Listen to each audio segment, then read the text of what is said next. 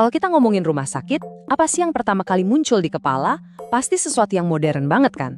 Tapi, untuk benar-benar ngerti rumah sakit zaman sekarang, kita justru harus mundur jauh ke belakang.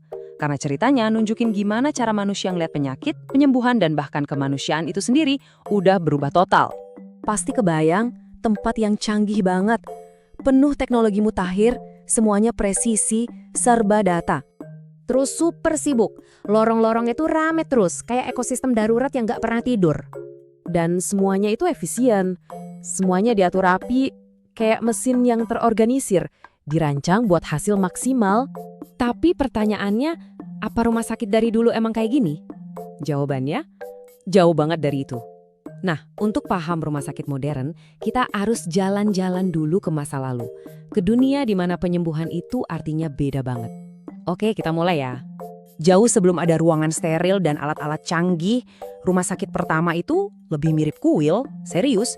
Di peradaban kuno kayak Mesopotamia, Mesir, sama Yunani, penyakit itu bukan dilihat sebagai masalah biologis, tapi lebih kayak pertanda para dewa lagi marah atau ada dosa yang belum diakui. Nah, ini yang menarik banget dari zaman itu, konsep kuil tidur. Jadi, di tempat-tempat ini, pasien itu nggak dioperasi. Mereka malah dikasih ramuan penenang, biar bisa mimpi atau halusinasi. Nantinya para pendeta yang bakal menafsirkan mimpi itu buat nyari petunjuk ilahi soal obatnya. Jadi, penyembuhan itu intinya ya komunikasi sama dunia spiritual. Slide ini nunjukin perbedaannya dengan jelas banget kan? Dulu, tujuannya itu buat berdamai sama yang ilahi. Sekarang, tujuannya intervensi medis. Ini bukan cuma soal teknologi loh, tapi perubahan cara kita mandang tubuh dan penyakit itu sendiri. Terus, sesuatu yang revolusioner terjadi.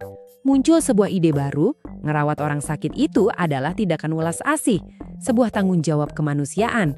Nah, pergeseran besar ini terjadi di era Kristen awal dan dunia Islam abad pertengahan. Salah satu tokoh kuncinya itu Santo Basil. Dia ngelakuin sesuatu yang radikal banget buat zamannya. Dia bilang orang sakit, bahkan penderita kusta yang paling dikucilkan sekalipun, itu layak dapat belas kasihan, bukan penghakiman. Tiba-tiba rumah sakit bukan lagi cuma tempat penyembuhan, tapi juga jadi jaring pengaman sosial buat mereka yang paling lemah. Semangat yang sama juga meledak di dunia Islam dengan munculnya Bimaristan. Coba dengerin deh piagam dari salah satu rumah sakit ini. Tidak ada syarat pertimbangan dan pembayaran. Semua biaya ditanggung oleh rumah sakit, baik orang itu datang dari jauh atau dekat, kaya atau miskin. Wow, ini tuh sebuah pernyataan yang luar biasa inklusif dan progresif, bahkan kalau dibandingin sama standar sekarang. Intinya simple, perawatan buat semua, tanpa terkecuali. Dan yang bikin Bimaristan ini maju banget, itu strukturnya. Mereka itu seringnya sekuler, didanai sama negara, dan secara hukum dilarang nolak pasien. Gila kan? Mereka bahkan yang mempelopori rumah sakit jiwa pertama di dunia. Ini lompatan besar banget dari kuil penyembuhan, dan jadi langkah penting menuju institusi medis yang terstruktur kayak yang kita kenal sekarang. Oke, sekarang kita lompat ke era berikutnya. Disinilah rumah sakit mulai bertransformasi jadi institusi yang kita kenal sekarang. Fondasi spiritual dan kemanusiaan tadi mulai ditambahin pilar ketiga yang kuat banget, sains. Perjalanannya panjang, makan waktu berabad-abad, dimulai dari reformasi Protestan di abad 16 yang bikin rumah sakit jadi lebih sekuler, lepas dari gereja. Terus lanjut ke era pencerahan di abad 18 yang ngedepanin akal dan observasi ilmiah. Sampai akhirnya muncul satu tokoh yang mengubah segalanya. Florence Nightingale. Dia nunjukin sesuatu yang sekarang mungkin kedengeran sepele, tapi waktu itu revolusioner banget. Kebersihan itu nyelamatin nyawa. Di rumah sakit militer yang kotor banget, dia berhasil nurunin angka kematian sampai 2/3, cuma dengan nerapin sanitasi dasar. Jadi poin pentingnya, dia buktiin pakai data kalau lingkungan fisik itu ngaruh banget ke hasil medis. Dan dalam prosesnya, dia juga yang meresmikan profesi perawat.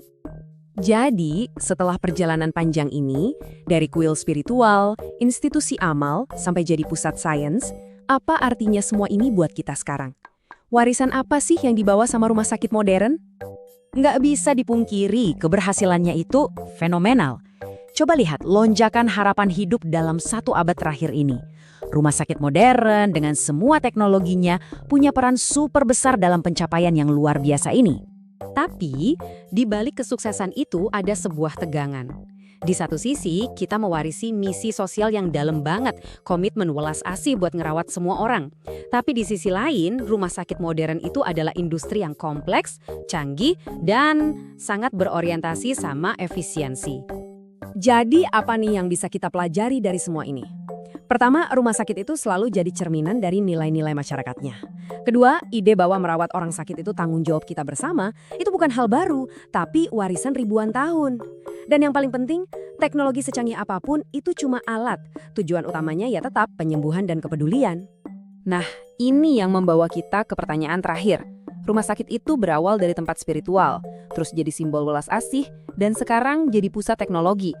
Sambil kita melangkah ke masa depan dunia kesehatan, gimana caranya kita bisa mastiin kalau di tengah semua tuntutan efisiensi, warisan kemanusiaannya yang paling dasar itu nggak pernah hilang?